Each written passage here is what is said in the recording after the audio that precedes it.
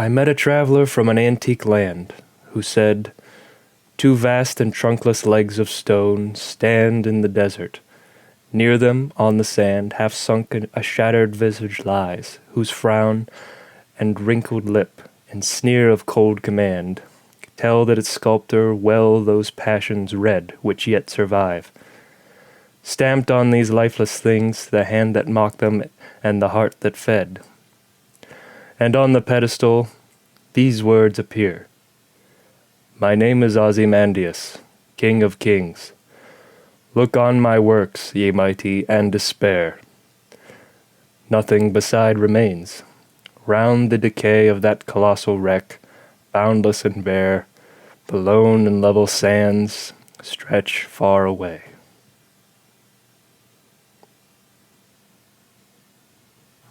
All right, so one thing. I'm not kidding, my butt is in so much pain right now.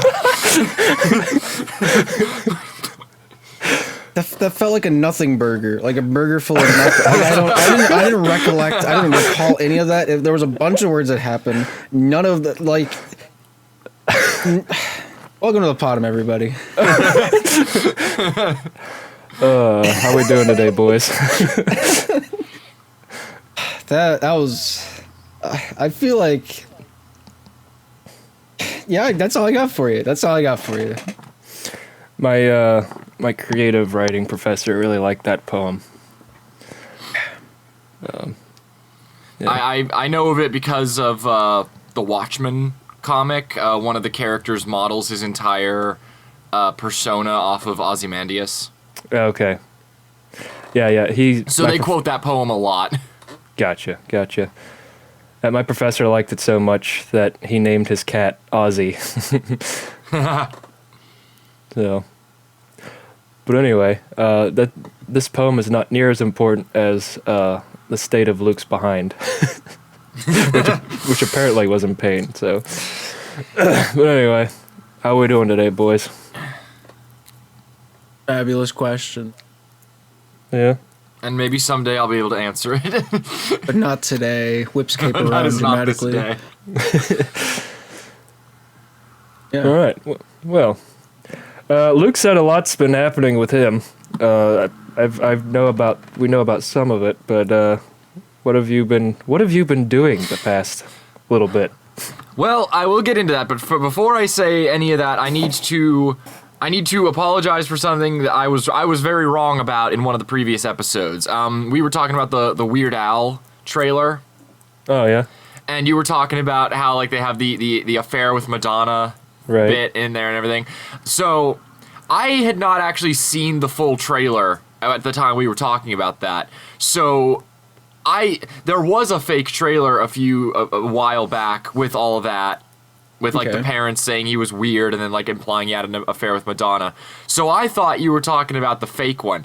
I actually saw the real trailer, and I didn't know that they had taken stuff from that fake trailer and were putting it in the actual movie. Oh, they are? Huh. Yes. So so what you were talking about is real. So, wait.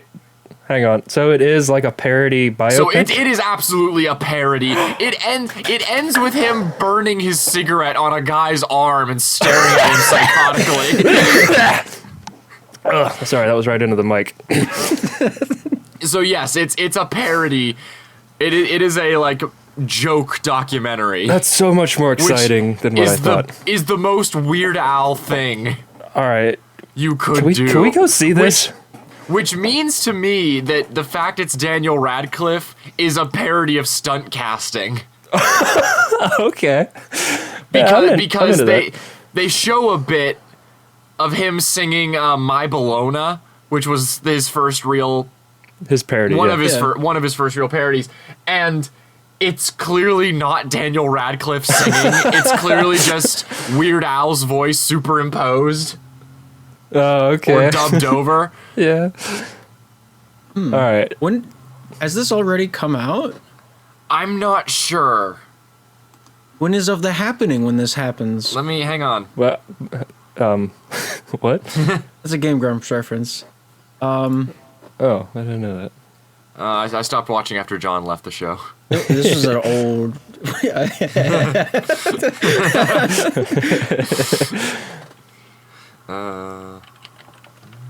Weird Al Story 2022. Weird Al movie. It got 7.5 out of 10 on IMDb. That's about what Weird Al usually gets. It's coming out November 4th. It's not out yet. So, this November. Let's go see it, guys. It's a Roku original. I don't know if it's... think Yeah, it's Roku. It's probably not getting a theatrical release. All right, Yeah, well, go to Luke's house then. Whatever. streaming free November 4th. The Roku channel. Cool. Oh, Jack Black's in it. Oh, that's exciting. I feel like Jack Black's in everything. it makes it better, honestly. Like, have you seen Kung Fu Panda? Like, if he wasn't in Kung Fu Panda, that movie would have sucked. Yeah. Well, He does make a lot of that, yeah. yeah. You know, 'cause- Skadoosh. Yeah. The lack of the main character would probably, make the movie a little bit less worse than what it is now. Oh, you're talking like if the character himself Yeah. was not in the movie. Okay. Yeah. If Like, the if Kung there's Fu Panda, if the Kung Fu Panda was not in Kung Fu Panda, it would have been a worse movie. There's just Yes, empty I space agree. in every shot. My son has left me! Cricket. Yeah. So I had an epiphany last night. I was up at 4 a.m. working on like Slapshot League stuff, Yeah. and I had an epiphany because all of my life I've thought like my best quote has been that originality is just unfound plagiarism. Yeah. But I've never heard you say that, but okay. well, I have. It just hasn't been around you guys. No, that's fair. Yeah. But last night, I like something dawned on me, and my new favorite quote of mine is: "Originality is just an amalgamation of pre-existing work, forging together to create something new." Yeah, that's good. Because Yeah. nothing is without, inspiration. Sure. Yeah, that's good. That's exactly what the author of Ecclesiastes was trying to get across when he talks about there being nothing new under the sun. Oshizi. Yeah, so this very quote of yours is like an amalgamation. Yeah, exactly. Yeah. Yeah. Yeah. Because like I was watching a documentary on Nintendo's history, like back in the 90s, and how innovative they were between like 1983 up to like 2006, like going from the Nintendo 64, and then almost like 15 years later they made the Wii. And like how groundbreaking everything was in their steps. And before they broke the ground with like putting an analog stick on a controller and putting motion controls into remotes, there was nothing really before that to like give them a frame of reference on what to do. Like, how do they do 3D platforming and all that? And so they took inspirations from things from the real world and put them in there, even though everyone says that this is the most original thing ever. And so that's what sparked that originality quote. Gotcha. Yeah. I wish I knew more about Nintendo history. I feel like I know too much. Well, 2 words. Virtual Boy. It was before its time, because now it is a thing. Yeah. yeah. It reminds me of, I read Chuck Jones, the one of the directors of the Looney Tunes cartoons. I read his autobiography, and one of the things he said in his book was that he would tell his animators to read a lot, because he said, how can you expect to think of things to draw if you're not putting things in your brain to draw? So he said, make sure you read a lot, make sure you're watching lots of movies, just keep bringing things into your mind so you have things to be creative with. Yeah. It's not the same thing as what you were talking about, but it did make me think of it. It's in the ballpark. Yeah. I just like to think there was one guy in the office when he said that who just went, no! This is directed at me, isn't it, Chuck? Frank in the background throws a printer through the window. I've been hanging with you every day. You come in here and you step on my happiness. When will you let me be me?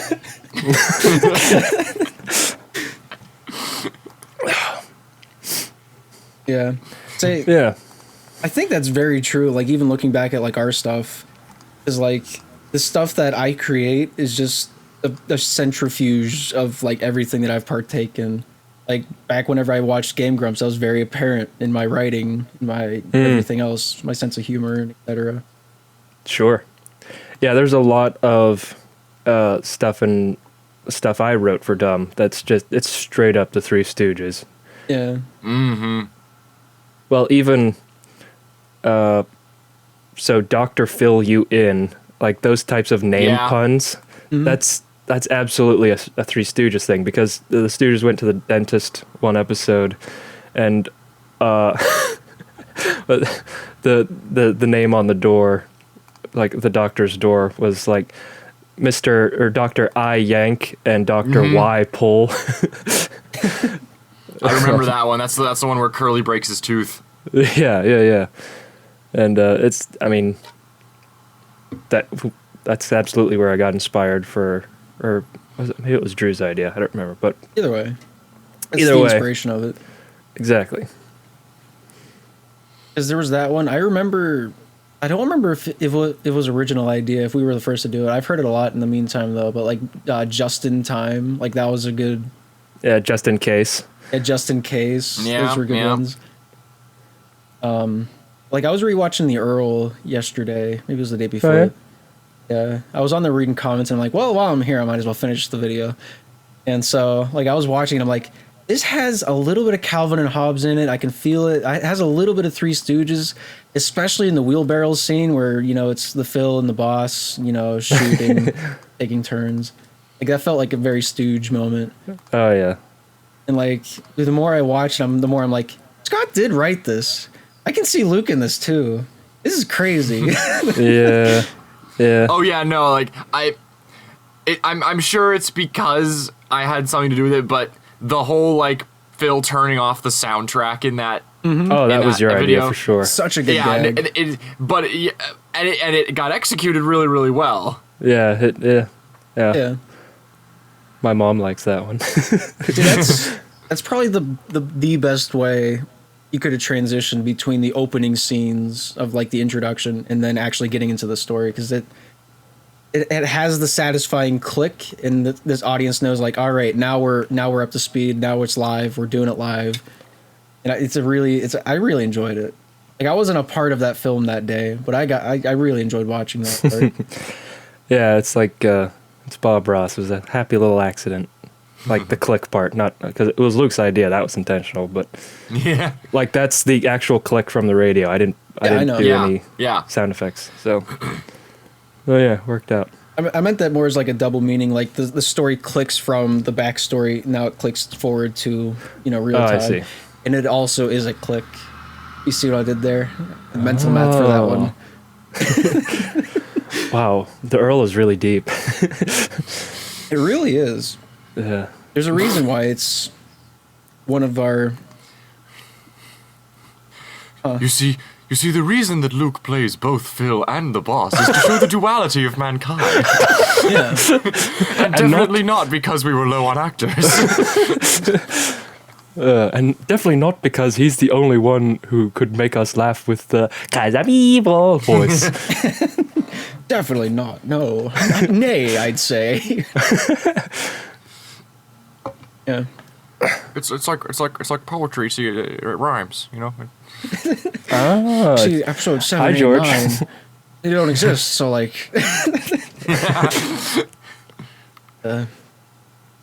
they really don't.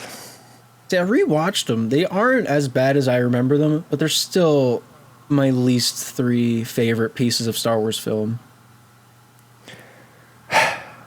Yeah, I have not seen 9. I will never see 9. If I have a family, I will not let them see. Hide its existence from them. Yeah, it's like it's just such a blatant insult to the audience's intelligence, bringing back the Emperor. That's like bringing back Han Solo. He had the same exact death, and it's like, but you see, Yeah, literally, yeah. Gabe, whatever you're about to say is making me angry. But look, but somehow he returned. But somehow he returned. They could have done it and actually wrote a story behind it and made it cool, but they just didn't do that. And so, the whole movie just doesn't matter. I've looked up like compilations of like people going like actual lines written by actual screenwriters, and that is always at the top. Mm-hmm. Yeah. Somehow Palpatine returned. Somehow these screenwriters were paid.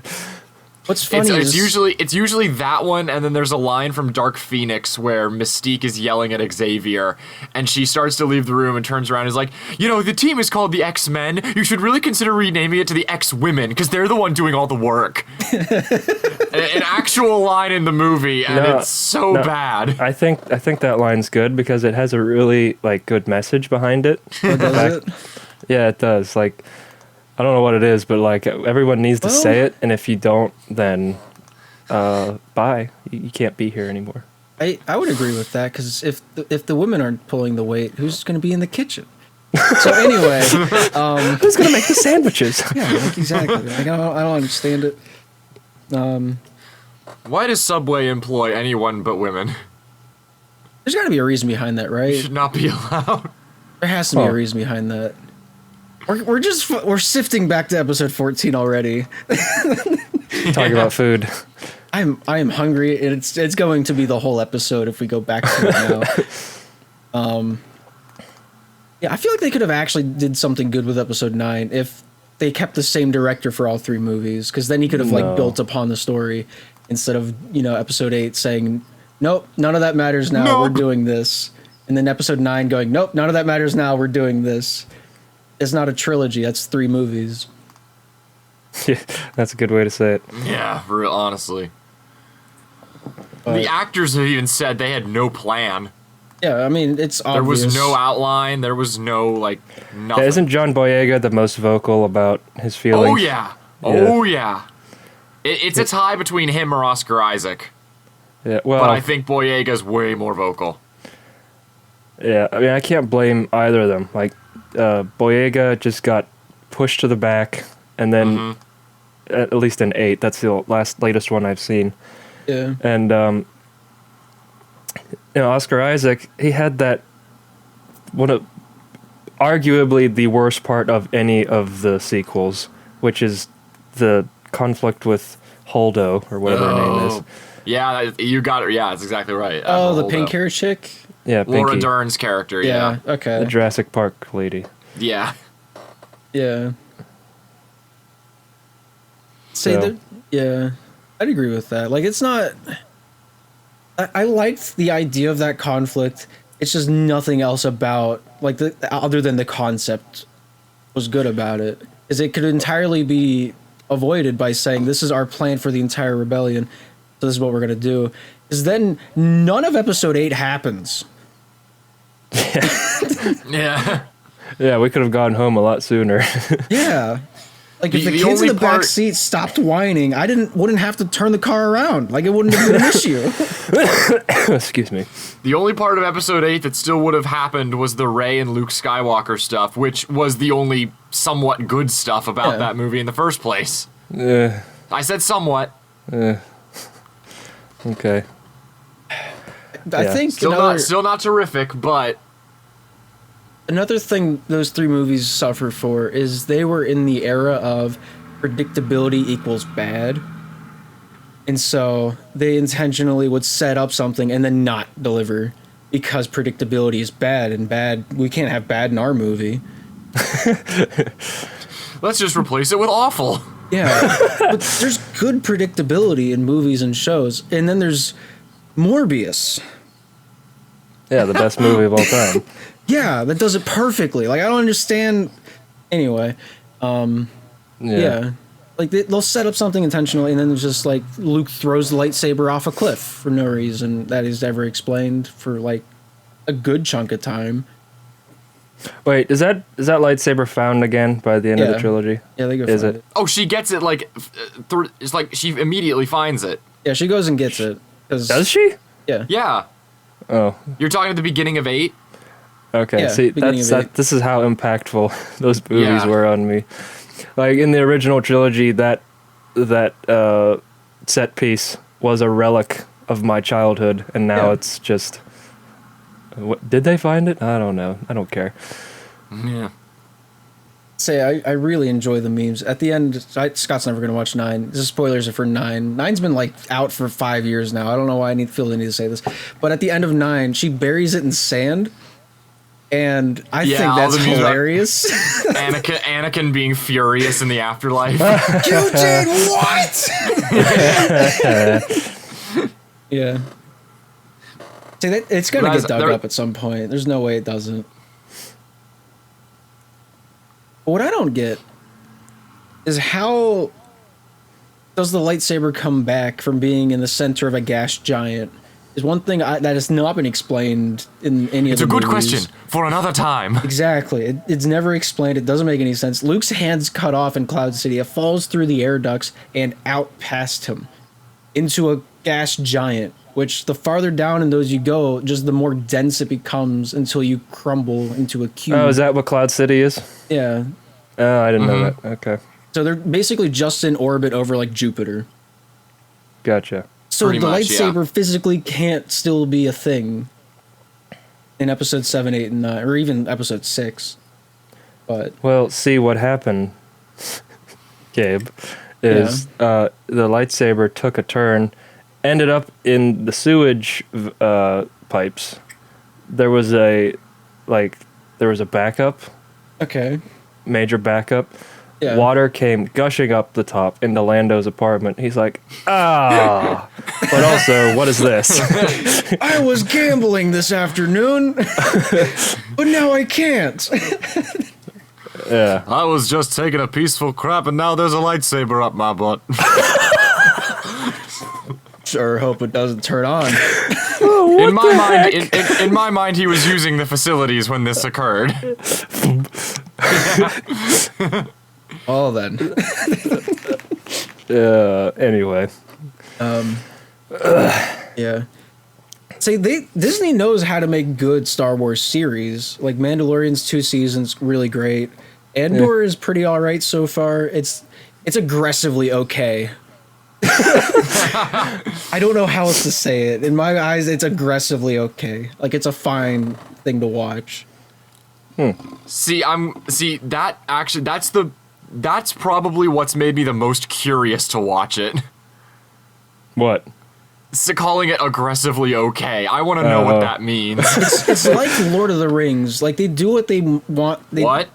It's like the Lord of the Rings series, whatever it's called, Rings of Power. That came out. Oh, that. Okay. Yeah. I thought you were comparing the movies. No. I thought you were comparing the movies to Andor. I was like, no. I would never. No.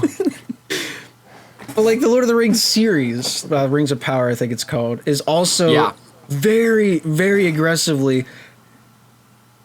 not amazing and not horrible. It's like it is a show. It does exist. You can watch it, and it will do the things you expect it to do. And that is about all. At least so far. Both those are ongoing currently. I'm never gonna watch it. Yeah, I'm not ignoring it for any like the Rings of Power. I mean, I'm not ignoring it for any like political or anything stupid reasons like that. I'm ignoring it because it's not really discussing an era of Middle Earth that I was ever really interested in. Yeah. Have you read the Silmarillion yet? I got maybe like a third of the way through it. It's a lot different. It's very much a history. Yeah. See, I've been meaning to like get a cork board and like pin out each of the names to help me. I got a third of the way through it. I gave up because of all the names. Yeah. Yeah, it is tough. I remembered who Morgoth was, and that's it. Basically, I haven't read the third in like 4 or 5 years now. Yeah, well, I have it on audiobook, which makes it easier to get through. Yeah. Did Andy Serkis record that? He might have done one of them. The version I have is from I know he did years The Hobbit. ago. I know he did The Hobbit, and I think he did the other 3 books. No, other 2. Sorry, I forget the actual books are. Yeah. But anyway, it allows you to like be doing something else and tune in and out. And if you don't remember the name, it's okay. You can just try and follow the plot anyway. Yeah. Yeah. But yeah, no, it's good. The next really good part after the creation and Ungoliant's attack, the next really good part of the plot for me is Baron and Luthien, the love story. Yes. Okay. There's a song I need to send you after this. Okay. Cool. All right. It's like it's sung it's written and sung from Luthien's perspective. Okay. It's like her pleading for his life, I think. Yes, because that happens in the story. Yeah. So I'll send that to you because it's really good. Okay. Cool. Luthien's Lament, I believe it was. For anyone who wants to look it up themselves. That sounds about right. The fitting title. Which if I remember that right, that has very like Orpheus and Eurydice vibes.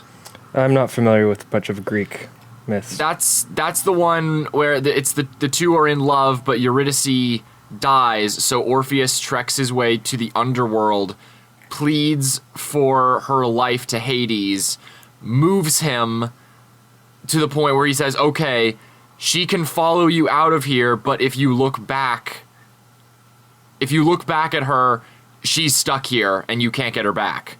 And then so they get almost to the end, to the doorway between the underworld and the real world, and like as he's stepping out, he looks back and it's and that causes what are you doing, man? Yeah, I know. There was one rule. Well, because he's getting like paranoid about like, oh, did Hades trick me? Like, is it actually her? Like, is she the same as she was? Like, yeah. Oh, okay.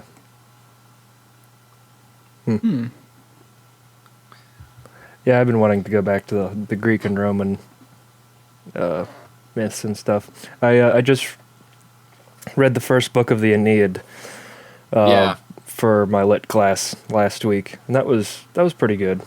It has potential for me, I think. So, but anyway, let's include Gabe on this stuff. See, I fell asleep in history class whenever Greek mythology came up. I would have adored it, but I kind of missed the bus on that one. Yeah, that's the thing about some of this stuff. Like, some of the things in school that I would appreciate now, I hated then. Like the Iliad, I did not want to read. I guess that's probably part of it.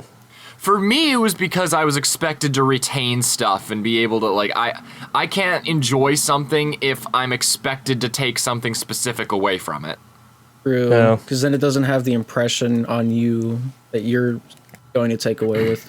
You get what I'm saying. Yeah. It doesn't have the impression on you with your thought process. You're trying to retain something from it so you can answer a question on a test. There we go.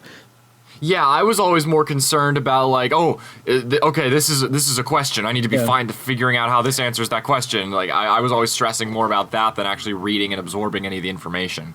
They saw a red ribbon on a tree in the woods. I will retain that. Where were the woods in the world? I don't know, but there was a ribbon in there. It's like there's a really funny South Park episode where they kind of parody this, where all the kids try to get themselves diagnosed with like ADD so that they don't have to get homework. Yeah. And the test that the people use to determine if the kids have ADD is they sit them in a room for 5 hours, listen to a guy read The Great Gatsby, and then he asks them, like, what color was Daisy's handkerchief in chapter 3?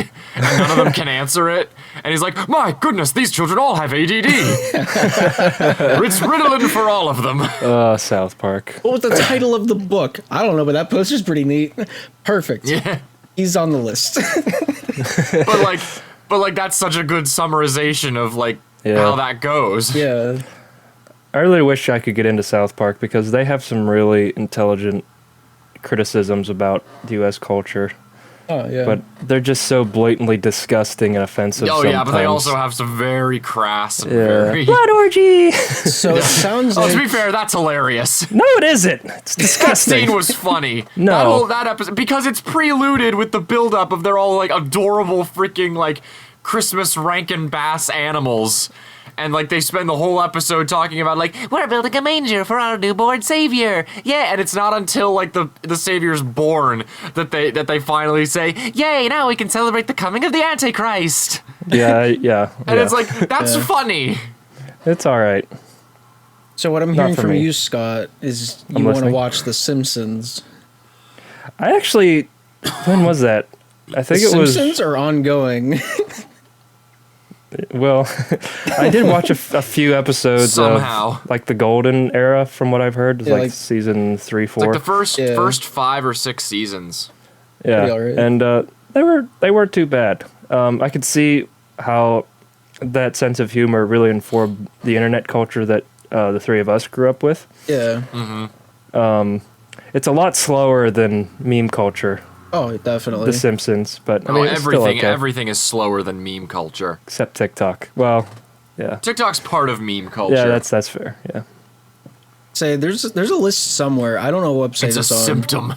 but there's a list of every Simpsons episode ranked out of 10 stars.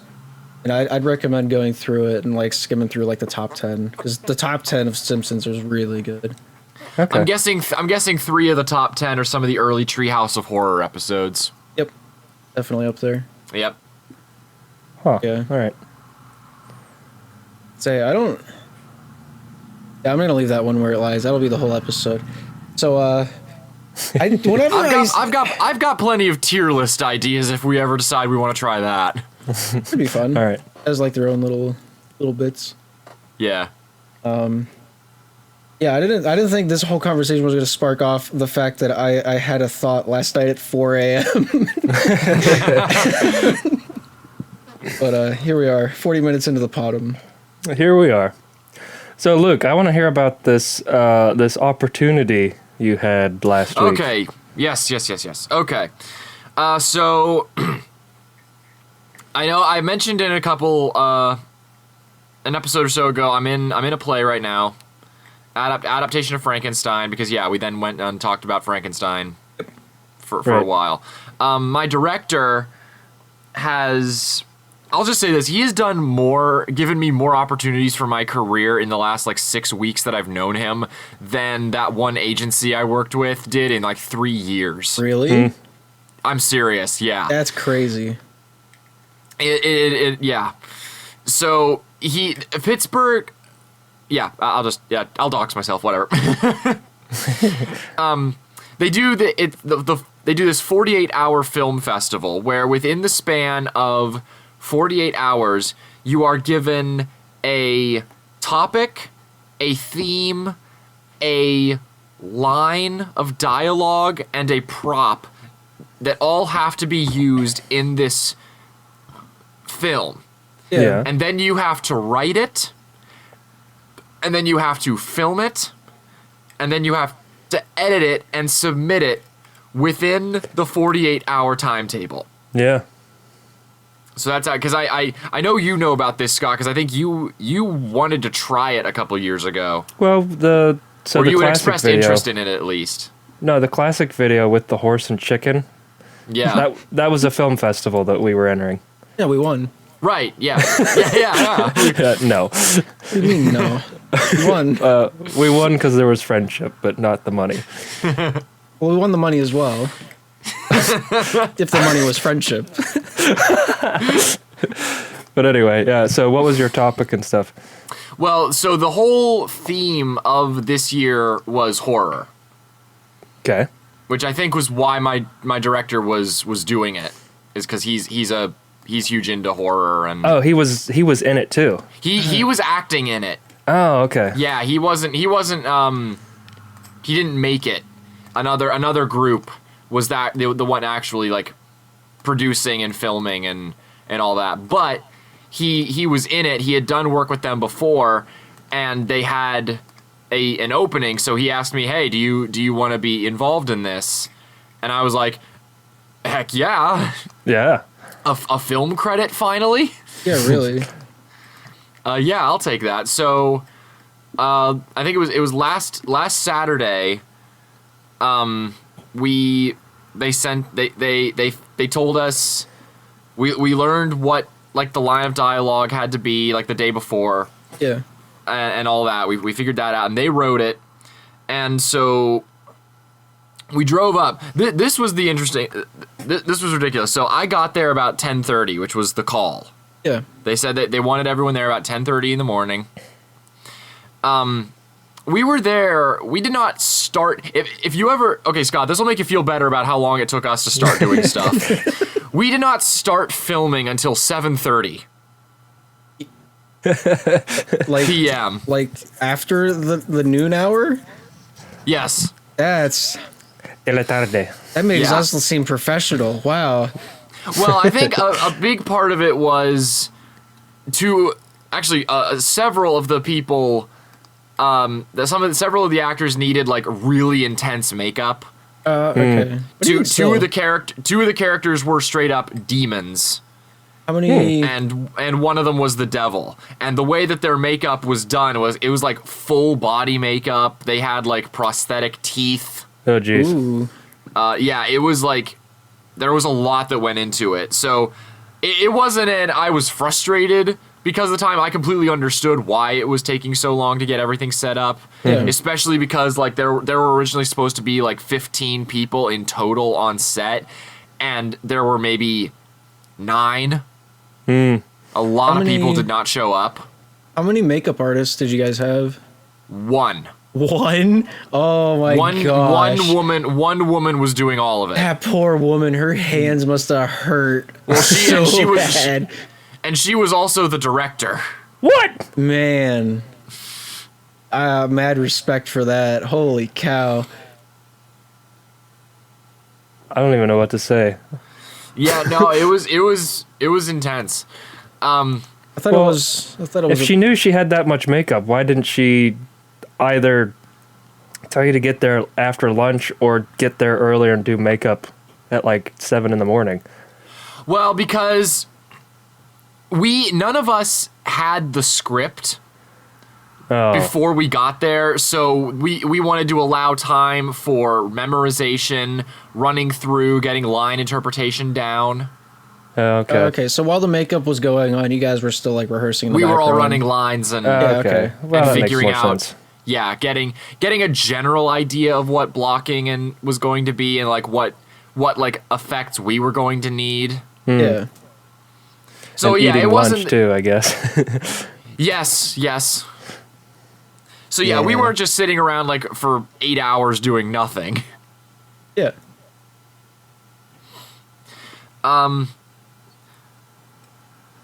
So yeah, but once we actually got filming started, I can say that I have died on camera now. I'm happy for you. I'm so glad you came back to be on the PoDumb. Oh. I'd be stuck here talking to Scott for an hour. Feelings.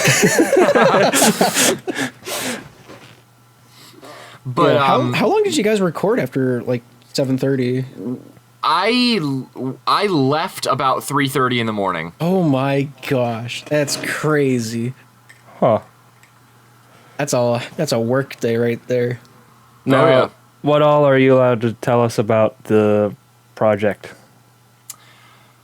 I don't When does it think come this- out? Let's start there. that's a phenomenal Was it in October? question. Like 20th ish? That's the play. Oh, that's the play. Okay, I'm on a different page. I'm reading a different book.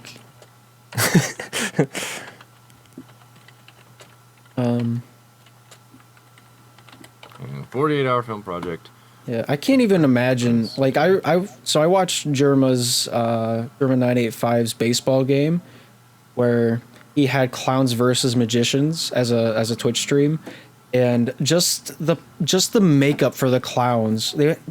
Scott knows how many baseball players there are, but they had like four or five bench positions, Oh, There's wow. 15 clowns for makeup, and they had 2 women doing Phew. doing everything. And Yeah. I remember hearing Jerma after it was all over. He's like, "Yeah, I had to kick one of the clowns out of the seat so they could touch up my mustache because I had to go out and introduce everybody." So there's this picture of this like middle-aged man, like 40-year-old man, sitting in a chair while this woman with a Sharpie draws in this guy's mustache while a clown is half done with his makeup, standing behind him with like his arms crossed, staring at him. And Wait, so what was the project? it was like a baseball game. It was a gimmick baseball game where you think of Mario Party and baseball. It was a mixture of actors and AAA baseball players. Not AAA. It's the one right underneath MLB.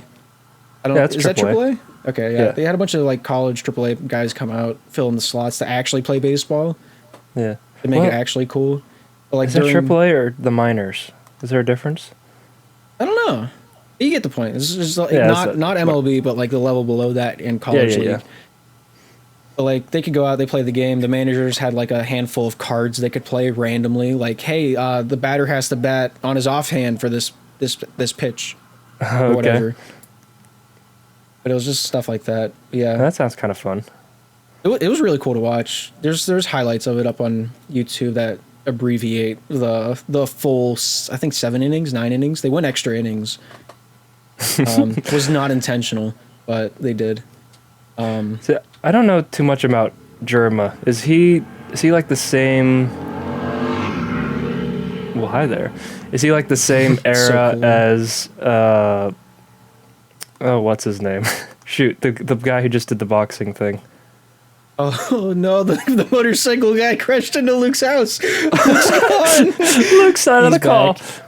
The box. Oh, iDubbbz? Oh yeah, iDubbbz. Yeah. So he's like contemporaries. Okay. Kind of. Say iDubbbz does more like he just does big projects. Meanwhile, Jerma just he streams and then he'll do big projects every now and then. Yeah. Say hearing Luke's makeup artist's woes of having to do demons to that extent reminded me of the clown makeup bit. Yeah, for sure. But yeah, it was a good story. I enjoyed it. He talks about everything behind the scenes, which is really cool to hear. Like renting the venue, getting all the players together, signing the contracts, and everyone showing up on game day. Mm-hmm. It was a really surreal moment to see like the commissioner's point of view of everything. Oh. Because like, who is the commissioner of baseball? I have not a clue. I know who it is for hockey, and that's not a good thing. Well, we know who it is for football too. He gets put in the news a lot. Roger Goodall. Yeah. Yeah. Anyway, you got a date there, Luke? Yeah. So they're doing a mass screening of all the entries October 23rd. is that just for the cast and crew? It says Isn't you it- can purchase tickets. It's just the Pittsburgh Film Festival. Oh, okay. I've never been to a festival. I wasn't sure how it worked. I've delivered boxes during it, and there's a lot of people. Oh, okay. That is the only thing I remember. I was there for a collective 12 seconds before I dropped it and I left. Yeah, no, they've ours is screening in Group A, and that's at 12:15 in the afternoon. There you go, Alvin. We'll see you there. I mean, I won't. Start a meet and greet. Yeah, dumb con. Just 4 people. We'll just hold up a piece of paper that has it on there, so they'll find us. Yeah. It's like whenever you're waiting out in front of the airport for like your blind date that you met on Discord. What? You've never done this? Well, not recently. Yeah, but you know what I mean, though. Like you stand out, and you wait for the person that you've never seen. You just hold I a think piece you're of paper with referencing your the name. cab driver who's waiting for No. his passenger getting off a flight. You've clearly never dated through Discord and then met up with them after a couple years. You are correct.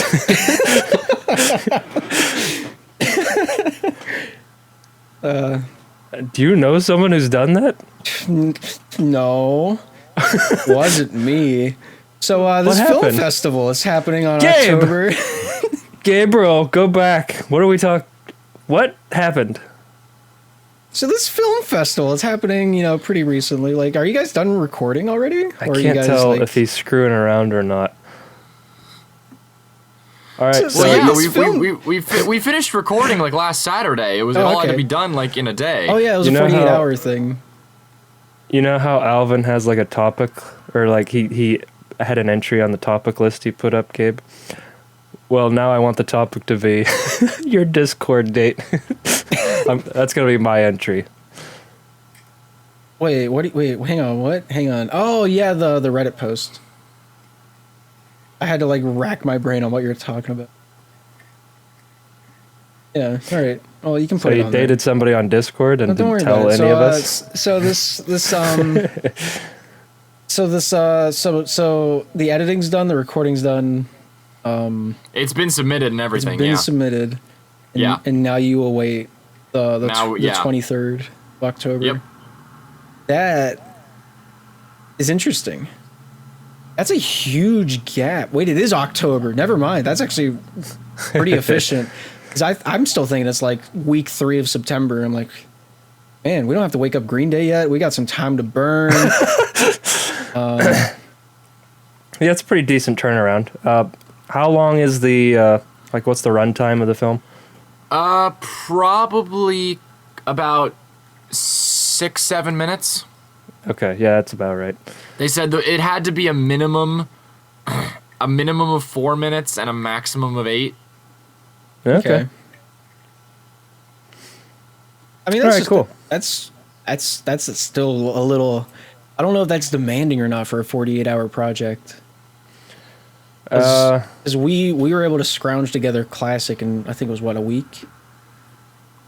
Well, we could have done it in we could have did it in a day. Honestly, the filming could have been like 4 hours, 5 hours. That's editing. If we actually focused, we could probably sit down in an afternoon and make that. Like knowing what we know now and not in like going through we don't have any behind the scenes footage for Classic, which is crazy. I have like half a video and that's it. Okay, yeah.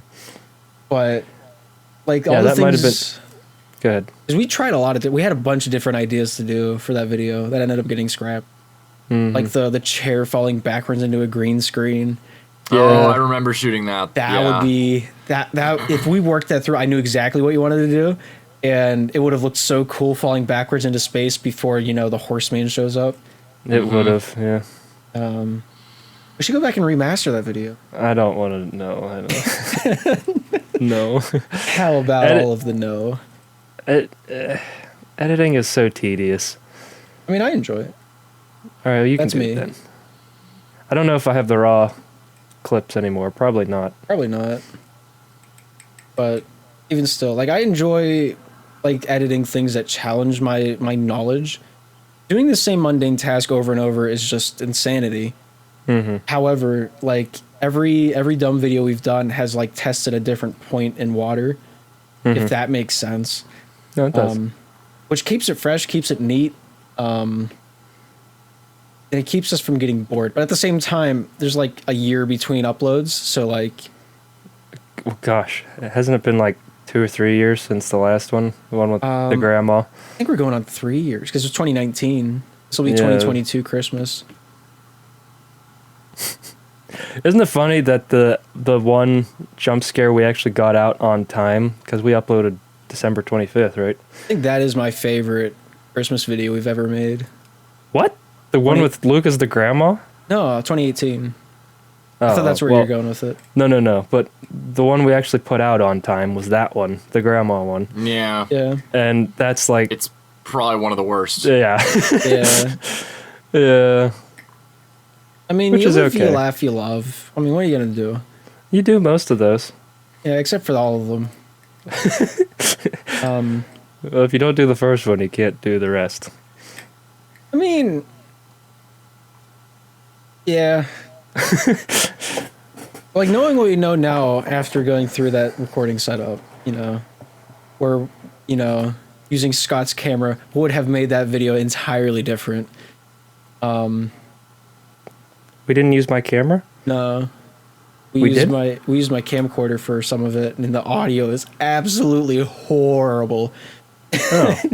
I don't remember that. Yeah, that's why there's no behind the scenes for that video either. It's because we're using my camera. Like all my batteries were dead or something. Yeah, or the SD card wouldn't write to or something like that. That's what it was. I think it was write protected, and we tried all. I think I had 4 SD cards on me at the time. We tried all of them, and your camera just said no. Which is stupid. It is. I think that's why I bought a 128 gig SD card after that. Yeah, that's what I have. They work pretty well. Hang on, what is its write speed? Because that might have been what was wrong with it now that I think about it.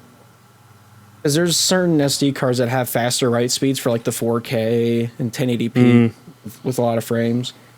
And there's some SD cards that are made for just like regular recording for 720. They have a smaller like workload or transfer rate, whatever. Nerd stuff. Yeah. That might have been the issue, but that's 3 years in the past, and yeah, we don't record anymore, so yeah. I think another part of that might just be that we've run out of ideas for Christmas videos. No, we have maybe 2 more ideas, and that's about it. I don't know if we should talk about it or not. Probably not. All I'll say though is that some of them were so technically complicated that they're impossible for the effort I want to put in, and 2, just the budget. Yeah, like the snowman one. Yeah, that was the first one that popped into my head. Snowman one would be great. The other one is the Christmas tree one. Yeah. But I think those are our only other 2. We thought about doing something like Toy Story at one point, but once again, that animation budget is far beyond the scope of what I can even think about. I know very basic Blender, and I not even like a thought in my mind. Not even 2 neurons clicked together and said, yeah, I could do that, maybe. But anyway. Yeah.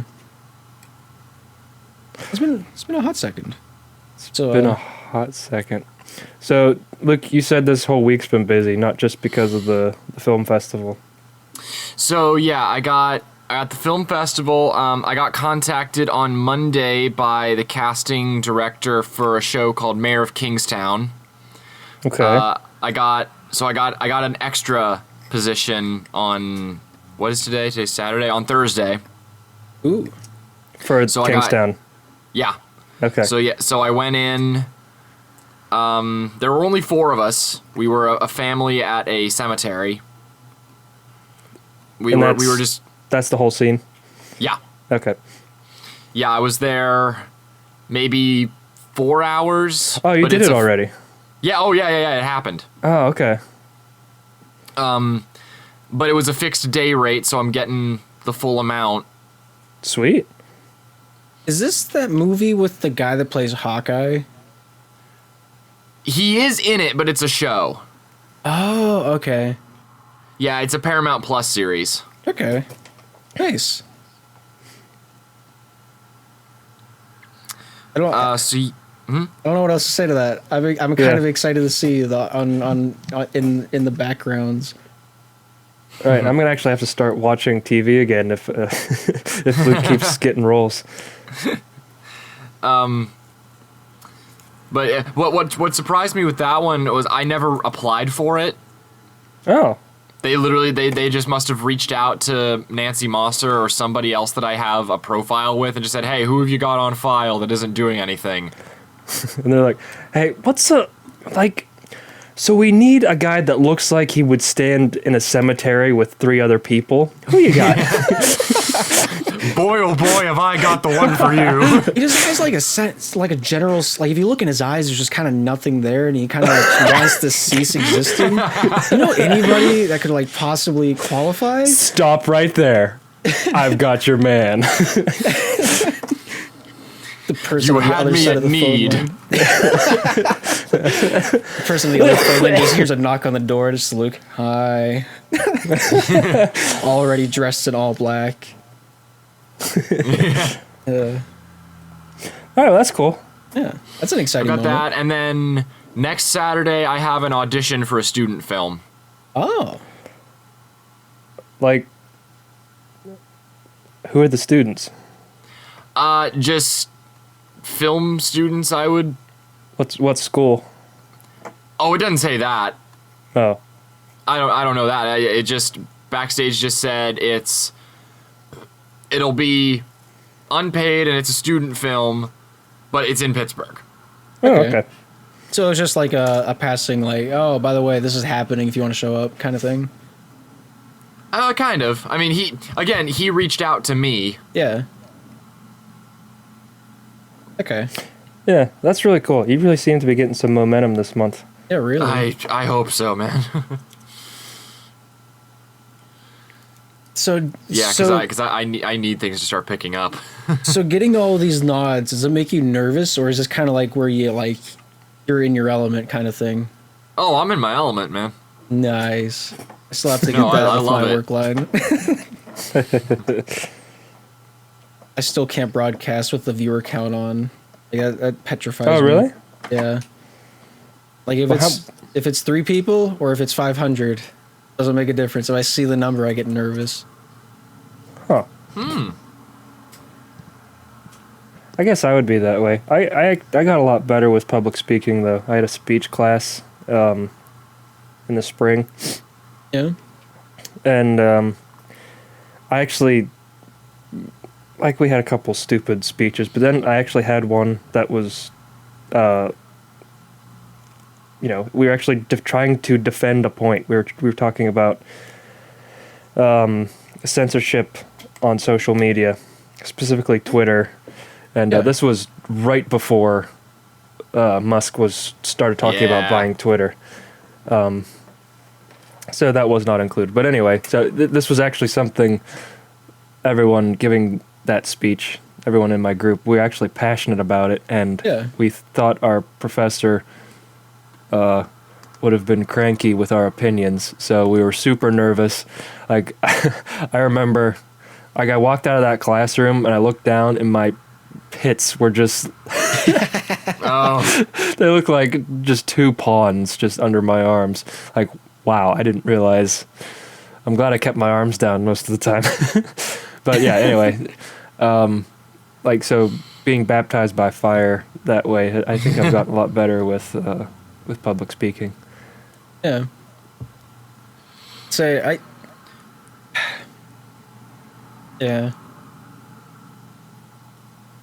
I had a follow-up thought.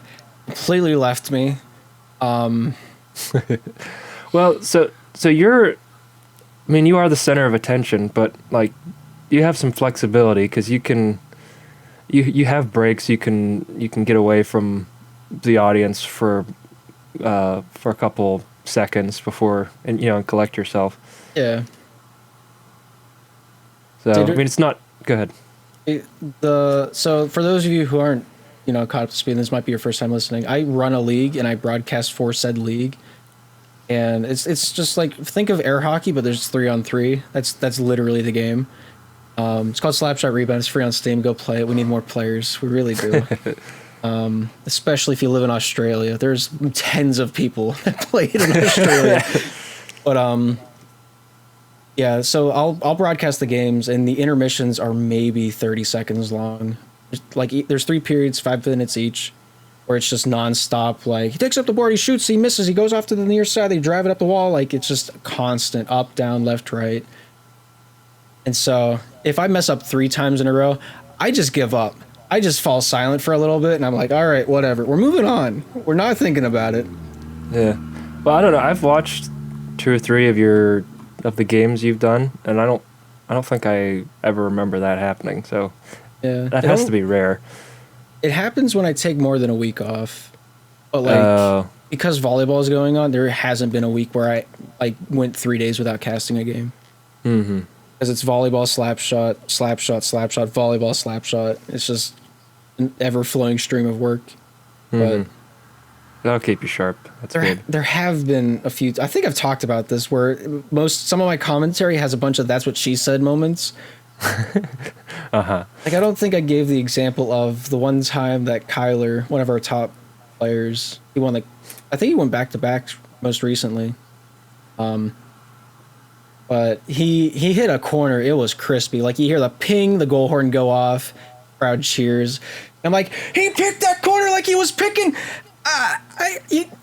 I can't say that. That's racist. And everybody just would. I've never seen chat move as fast as it did. We had somewhere in the ballpark of 100 viewers for that game. I have never turned red while I did commentary until that moment. I was just sitting alone in my room. Like, I can't believe I just said that. The clip was viral for a while in the league. Oh, like, really? Like anytime someone's like, "Hey, who's the broadcaster?" They put that clip right after the message. Oh, I'm like, no. It was so funny. I enjoyed that so much. But I really hope that doesn't keep me from a job later on. I don't know. You didn't say it. Yeah, I caught myself to the point where I'm like, I can't say he was picking cotton, right?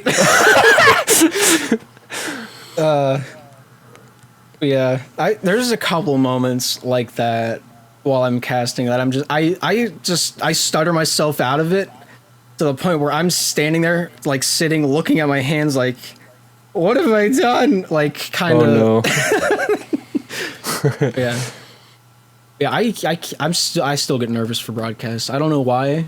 Like, if I do it in real life, fine. I can sit in the middle of a crowd and commentate a game. I'm fine with that. But as soon as, like, I sit down and I know how many people are actually listening to me, that's whenever I get nervous. Interesting. Yeah. And then there's Luke, who never gets nervous. Yeah. No, there's something weird about speaking to people over digital media, I guess is the way to say it. I had to submit a video interview to a it's called Praxis. It's like a okay. Well, it's not so there's a Praxis for teachers, and then there's a Praxis for like people who want to teach, because you're an English major. Hey, Gabriel. It was a way. It's like a way to bypass college and also have a job. It's like a paid internship, I guess, is what it was. But anyway, I had to submit a video interview for that. I set my camera up. I sit down, look into the camera. Just fear. I'm in my room by myself. I can't talk. It's like, what the heck is happening? So there's something about it. No, I feel that. See, I think YouTubers would also, like, back in the day, would also, like, relate to that. Because, like, you're sitting there and you know whatever you say is going to be forever replayable. Yeah. So you got to, like, keep that in the back of your mind. Yeah, for sure. You got to be thinking, is that cotton message really going to come back to haunt me? Yeah. I think that might be what gets to me. Because, like, every sentence I say can be played back infinite amount of times. And there's many hours of you on your channel. It might be tens of thousands of hours. That's very possible. I've been doing volleyball since 2014. I've been doing football since 2016. Basketball I did for 2 years. Now, it's been 2 years since I started Slapshot. Holy cow. I just now realized that. It was October 4th of 2 years ago. Well, you had Icy Games, too, back in the day. I'll never take down those videos, but man, I do not want to watch them ever. They weren't that bad. Yeah, but like, I'm me. And watching something you did 10 years ago. Yeah, it could be cringy. Just the voice difference hits me a little too much.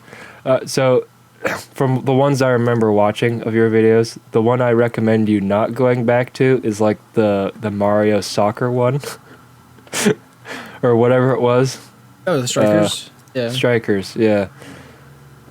Because all I remember was you like screaming in excitement, but it was totally... It was obvious that you weren't actually excited. You were just doing it for the video. Yeah. Yeah. So don't go back to that one. I mean, there were a few moments. That game incites something different in me. Oh, so does it? That might have been actual enjoyment. I don't remember. But I remember I played up a few goals where it was that one. Gotcha. Yeah. You can probably tell the difference. Yeah. I really enjoyed that game. I've never played it. We should play sometime. Yeah. Yeah. Yeah. Anyway, what's our? Oh, we're an hour 10. We're English. We're at an hour 10. So what do we? You guys feeling beverage and appetizer or? Oh, does Luke have any more stories in the last week? Oh yeah. I mean, if you do, I mean, we can do another 2-hour episode. That's fine. Like I'm not gonna stop that from happening. Other than, yeah, just saying like this play has been a really, really good experience. It's given me the confidence I definitely like up until now I've kind of been worried that I've just been a big fish in a small pond type of thing, that like I've only been like been considered good because like in comparison. Yeah, like because there's not as many people that do it. But now I'm in this, and not only have I been told I'm doing well, but like that my director likes my performance so much that he's going out of his way to add me into other parts of the show that I wasn't in before. Yeah. That's just like, okay, I really feel like I can do this. Yeah, that's super exciting, man. I really feel like I needed that. Yeah, for sure. You're showing them what Gabe and I knew all along. Yeah.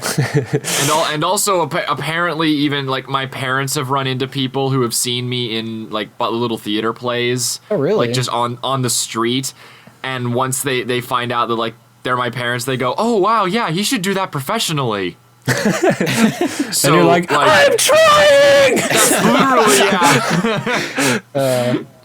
But it's like that was someone's unprompted review of my performance. Yeah. That sent me over the moon.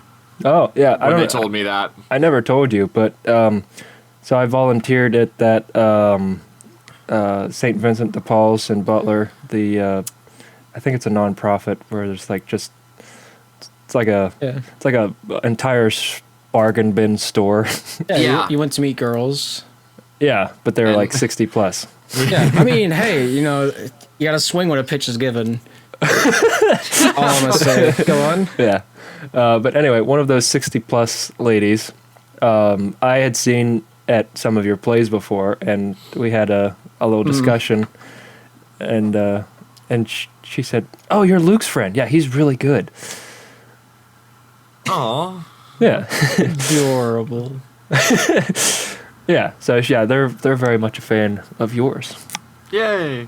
Much like me. I ran into somebody. Gabe. I ran into somebody while door dashing in Burger King who recognized me from Shakespeare. Really? Oh wow.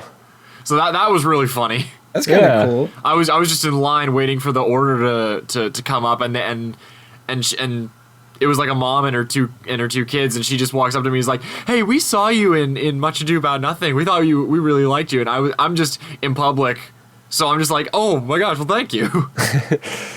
Claudio is serving a different king. No. Burger King.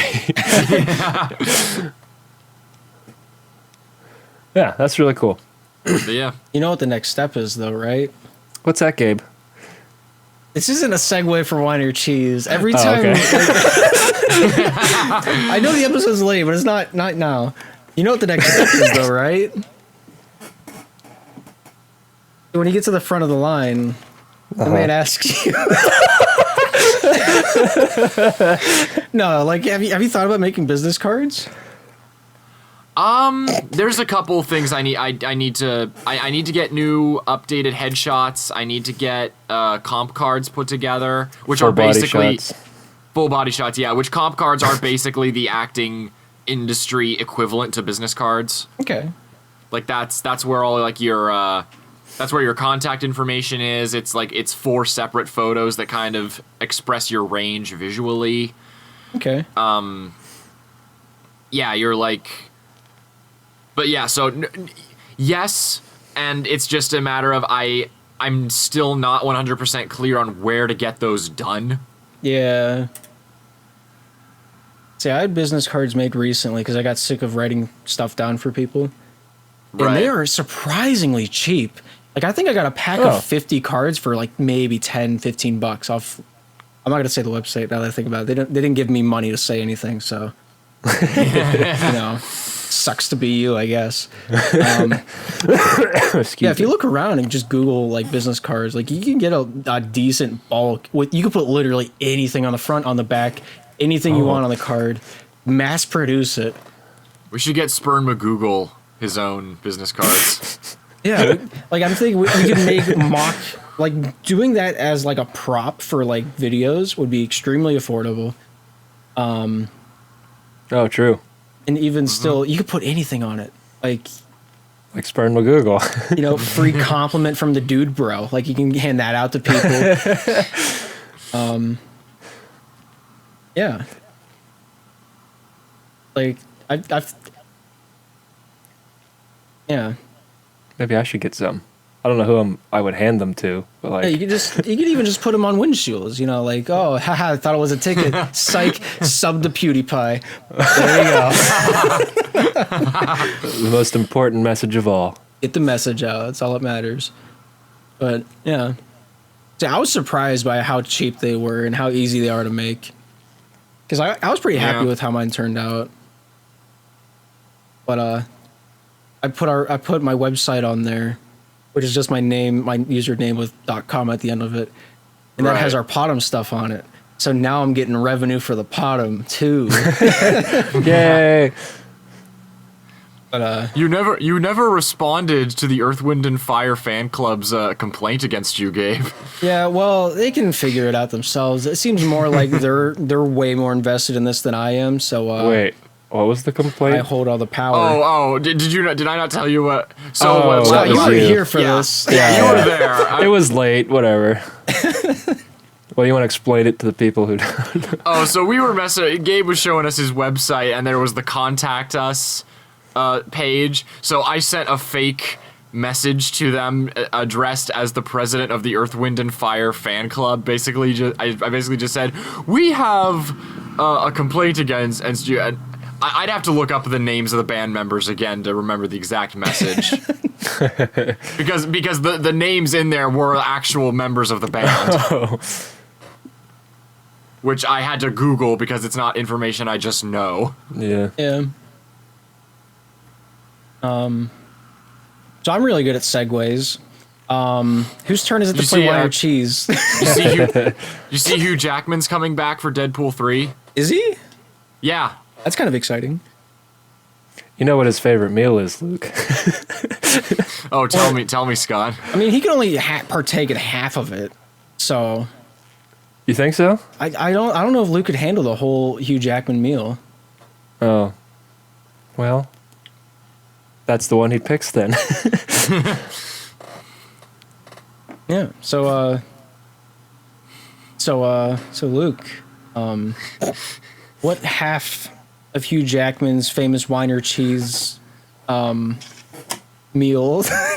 This is a horrible bit. Pick wine or cheese. Just throws away all pretense. Pick wine or cheese. Give me cheese. All right, so you're in a sewer. Because I'm gonna make mac and cheese once we're done with this, and that's what's on my mind. He's in a what? He's in a sewer. He's in a sewer. He's got a block of cheese. Very dark. Hugh Jackman is? Yeah, you are Hugh Jackman in this moment in time. My dream has come true.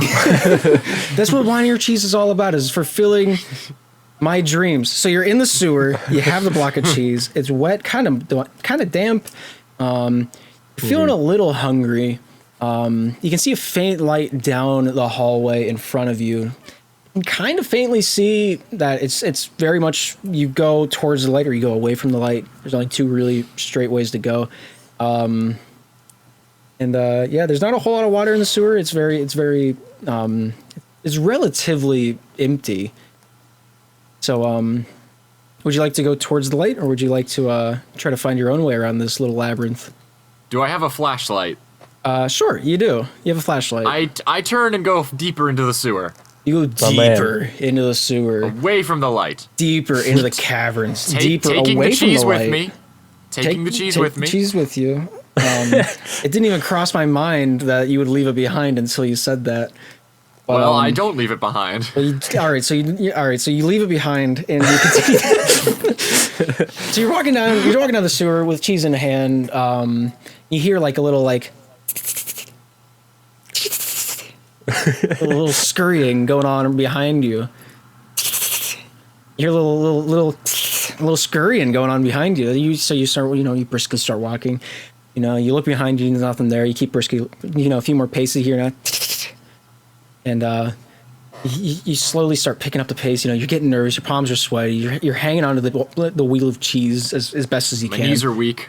You got spaghetti involved as well in your pockets. So you're continuing and down. My mother made it. The mother made you a meal. You just grabbed it, put it in your pocket. It had maple syrup to go along with it. You've seen Elf. You know what's up. So you're going down the sewers. You got a flashlight. You can see where you're going. You can kind of see the reflection off the water. It's very murky. You can't really see through it. Your flashlight looks like it's just hitting like a matte black, flat surface. There's no ripples in the water, very stagnant. So you're just continuing down. You get to a crossroad where it tees off. You have to make the decision of going right or going left, whilst hearing the scurrying getting louder. What will you choose? I will point the flashlight to the left, say, "Hey, look over there," and then immediately run to the right. A rat jumps out from behind you and runs down the left corridor. Wow. So you turn down Luke the right. did something successful. I wonder what that feels like. You turn down the right corridor, go a few paces. This slightly larger rat is in front of your pathway, impeding your way. He takes up the entire passageway. You can try to sneak around him, or you can fight him. I pull the cheese out of my pocket and hold it out as an offering. I failed to mention one thing.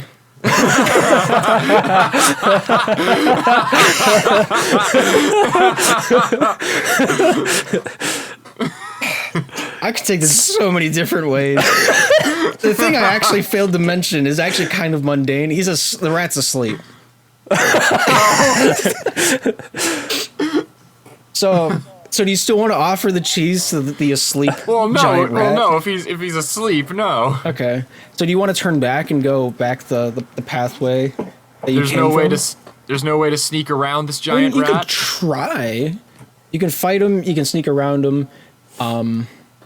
Yeah. Or you can go back. You said he takes up the entire. I mean, he lays hall. He lays across the entire hall. He doesn't take up the vertical as well. Okay. So theoretically, if I got enough of a running start, I could kind of parkour my way off the wall and over him. Yes. Do you have a D20 on you by any chance? Oh shoot, no, it's in my... Oh wait, yes, hang on. All right. Roll for initiative. Give me an acrobatics check. Excuse me. We will play Dungeons and Dragons on this podcast at some point in time. I don't want to. It won't be that bad. Dungeons and Dragons doesn't have to be a long-winded adventure.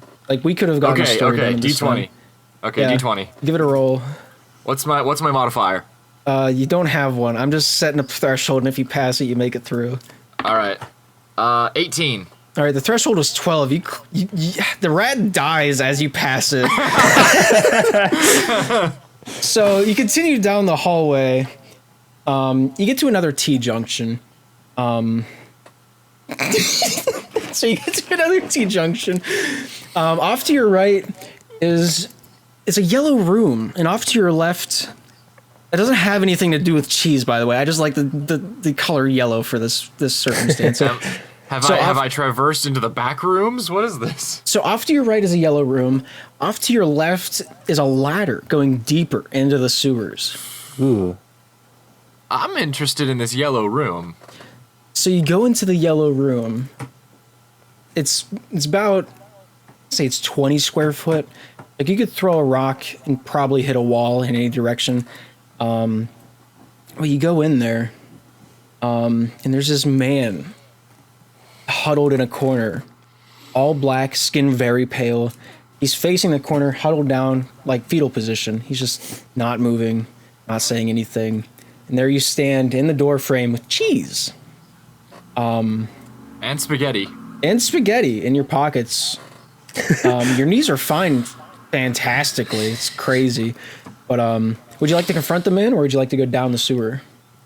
I'm going to say, Ryan Reynolds, is that you? Did you finally give in to the pressure of writing a third Deadpool movie? We got your Hugh Jackman. So he doesn't respond. He just stays facing the corner, fetal position. Basically white skin. Would you like to attempt another converse with? Would you like to exchange the wording again, or would you like to go deeper into the sewer? I'll say, listen, man, I didn't mean any of those things I said in my commercial for your gin company. You know, it was all a joke. You know, it was part of the internet, part of the feud. You know, on social media. He stands up and he turns towards you. He like lifts his head and he cricks his neck to the right. He speaks in italics if he would say words. And he like slowly walks towards you, step by step, getting closer. Is it Ryan Reynolds? It is not Ryan Reynolds. I say, oh crap, turn around and run away. All right, so you run away. You go down into the deeper sections of the sewers. As you continue along, there's a man with a table. It says free lemonade on it. There's a few cups there with a yellowy liquid in it. In a sewer. In the sewer. As you pass by, would you like to partake in some free lemonade, sir? No. 'Cause it's free? Have you thought about that part? It's a yellow liquid in a sewer. Yeah, but like it's lemonade. It's free. I'm not allowed to do false advertising, or else OSHA will get upset with me. Have I mentioned it's free? Does the man look dead? No, he's fine. He's just like he's your Uncle Fred. You know, he's fine. You don't have an Uncle Fred, but like imagine if you did. He would look like that.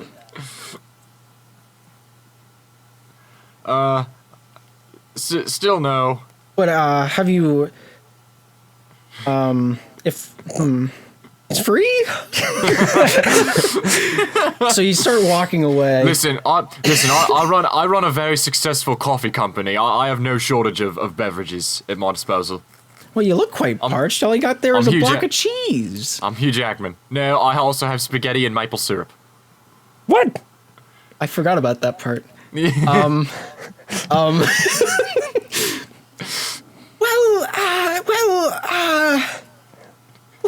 lost if you're not gonna take it, eh? Buddy, I've been trying to get lost. Well, get out of here! I don't want to give you any lemonade anymore. Get out of here! Shoot! Scram! Make like a tree and don't be here anymore. And so, like, he shoos you away. He picks up a cup to like try to throw it at you. I turn around and I catch the cup. You catch the liquid midair. The man sits back down in his seat. I didn't know you were trying to become Kylo Ren. This isn't supposed to be how this takes place. His head explodes. You continue walking down the sewer. You got your block of cheese, your spaghetti in pocket.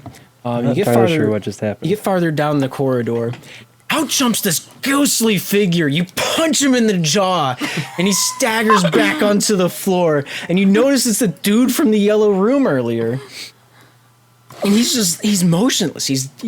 You murdered this man. He's sitting on the floor. He's no longer there. Mentally, physically, he's a little crippled, but he might recover. Probably not, though. So, would you like to try to help this man recover, or would you rather just like continue with the story? It sounds like I just killed him. Yeah, but like the powers the powers I've given you in this playthrough I've never had this much power. equal the likes of almost Lucifer. So like you could probably bring him back if you wanted to. Well, I mean, you know what? Yeah, I don't actually know what his deal was. So yeah, okay, I'll try to bring him back. All right, you got a D20 on you? Yeah, okay. All right. Oh, that's a nat 1. He combusts into flames. So, your clothes a little scorched now. You get to the end of the tunnel. You appear out in like this medieval type like village. You know, your clothes are scorched. You got spaghetti sogging? Is that like, it's dampening your pockets. It's making wet happen in your pockets. You got a back pocket full of maple syrup. You're Hugh Jackman. You got cheese with you. And here you are in a medieval Renaissance era village. Very poor. They got a few farms. There's probably a collective 9 people in this village. And so you see what looks like the Elder, and you see what looks like the bank. Which would you like to go to first? Well, being Hugh Jackman, I have knowledge of medieval setting because I played Van Helsing in the movie Van Helsing. Oh, brother. So I approach the Elder. So you go up to the Elder, and your first words to the man are, "Do you have any quests for me to partake in?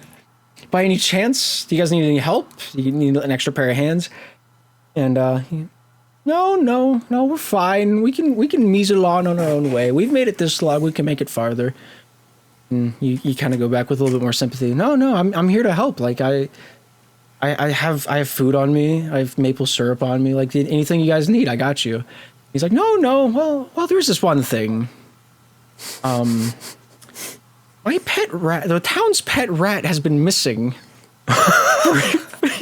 for quite some time. We haven't found him anywhere. And you like look around the town, and you see like posters, like missing people's posters of the rat that you jumped over earlier. and he's like, I just, he was so beloved by everybody. He was the best rat ever. It was so awesome. Oh, the town hasn't been the same since he's been missing. He's been, well, how long has he been missing? Well, it's like a few days, maybe. We haven't been able to track him down any. We've talked to everybody around the village, but nobody's seen him. Well, sir, it is your lucky day that I came here. What? Why is that? Well, you see, back that way I came, there was a sewer, and I happened to jump over just this very rat on my way through. You've seen Malcolm? Oh my gosh! I have to go tell my wife. Oh he was gosh. He was right about in the middle. I don't. Luke, just in the middle. stop saying things I'm thinking. In the middle of what? Well, right in the middle of the sewer. Oh, okay. I'll go tell my son to call off the search party. He's been looking everywhere for him. Have you seen my son by chance? He's very pale skin. Like he's very socially awkward. He doesn't talk a lot. Have you seen him anywhere by chance?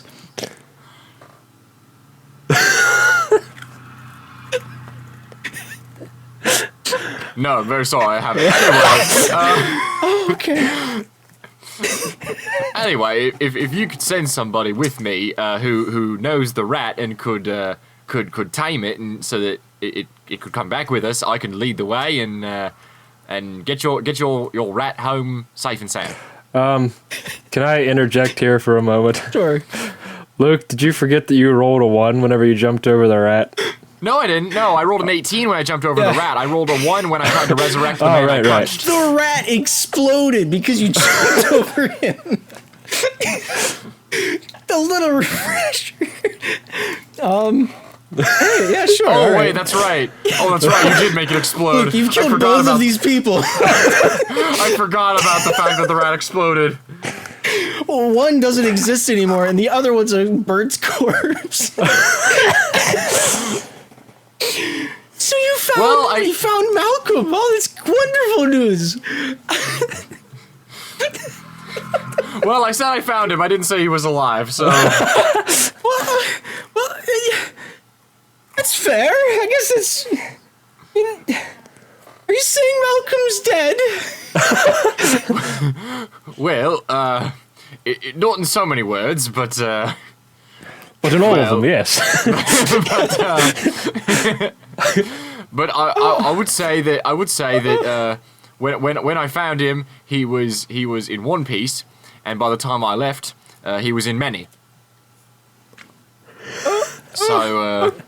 Oh my God! What have you done? Well, now listen. I didn't listen. I was just trying to get through the sewers. I didn't actively do anything. What? But he was such a cool rat. He was the coolest.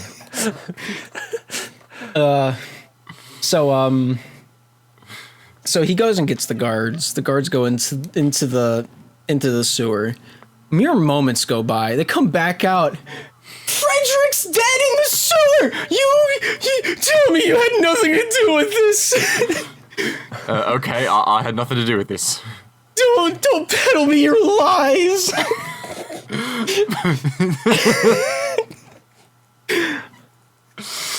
No, really. I don't know. I don't know who you're talking about.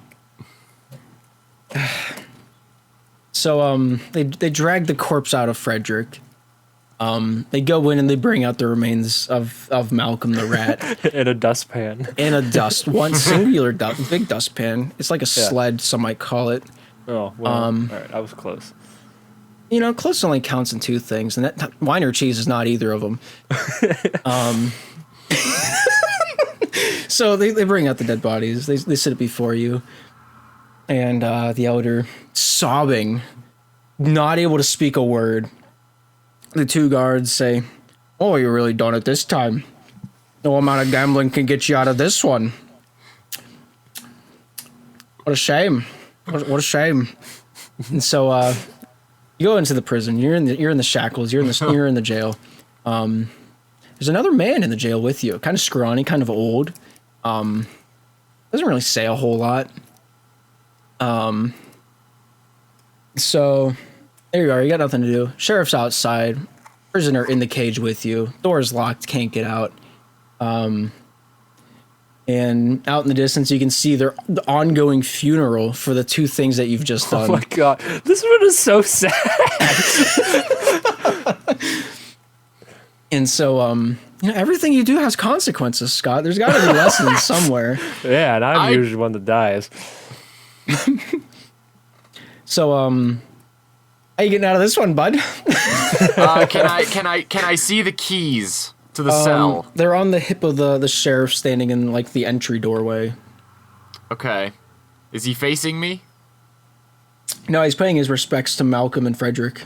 Okay, I take all the spaghetti out of my pocket, tie it together into a rope and a lasso, and attempt to get the keys off of his belt. The old man pops in front of you and eats the spaghetti. You rolled a 1. You rolled a 1. Congratulations. Second time this game. That's crazy. I stare at the old man. What? I gotta eat something. That was the best old man voice I've ever done. I'll put that out there. He's got spaghetti sauce on his face. What do you use some maple syrup, though? Have you ever seen Elf? Is that what that was a reference to? Yeah. Is that why you gave me maple syrup with the spaghetti? Yeah. I'm gonna watch that movie. It all comes circling about like the tables. It's crazy. So there you are, a block of cheese in your hand, a bottle of maple syrup. Old man becoming your enemy actively. Yeah. Well, I was hoping to save this until the bear, but well, I failed to mention one thing. Yeah. The old man looks a little hairier than initially perceived, and you hear a grumble from behind you. That spaghetti really didn't fill me up the whole way. I haven't eaten in months in here. I mean, rar.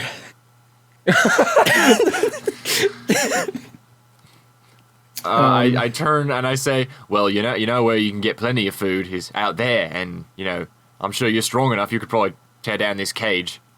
But why would I go out there when I could be in here? I mean, rawr.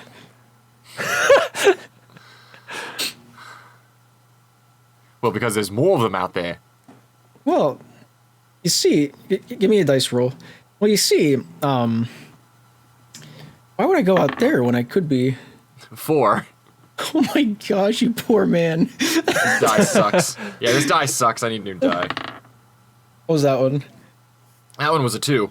Oh my gosh, you poor man. He eats your arm, like just clean off. Like there's not even any bleeding. It's just gone. Roll the dice again. Even though I have a thing I want to do? Yeah, just roll it again. I need to know which arm it is. Oh, okay. That's a 7. All right, that was your left arm. Okay. All right. What do you got? What do you got in the bag? Which arm did you say it was? The not right one. Okay, the left arm. Okay. With my right arm, I unsheath my Wolverine claws because I am Hugh Jackman and therefore Wolverine, and I stab the bear. Also, because I'm Wolverine, my healing factor allows my arm to grow back. Now you see, this follows into the conversation I actually wanted to have this episode, and that is who would win in a fight, a grizzly bear or Hugh Jackman? Or Hugh Jackman. Who do you guys think would win? Roll a die. Yeah, but like, have you seen like claws on a grizzly bear? They're massive. Yeah. Grizzly bear. Yeah, it's a grizzly bear. Have you seen the claws on Wolverine? Exactly. It's They're adamantium. He's like a fifth of the weight, though. Yeah. Doesn't matter. He can heal everything. All right. Well. So the bear, seeing the claw come back and you just regrow an arm like you're a starfish, he goes, yeah, you know what, you are right. And like he like lifts up in a very like Looney Tunes style. He lifts up the bars, which in turn lifts all the walls in the prison. He just walks away with it. He just takes it with him.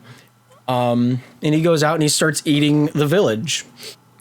And the sheriff, still leaning on what was the wall, completely phased out of what's happening. You kind of walk past him, and he's got the 1,000-yard stare on him right now, leaning 45 degrees into nothing. The man is just befumbled by everything that's going on right now. And he's hoping that he can get away unscathed. Meanwhile, there you are, Hugh Jackman, with both your arms now, one with a sleeve, one not with a sleeve. You still got your wheel of cheese. And you know what? You walk into the sunset and you eat your block of cheese. Because I don't know how to kill Wolverine.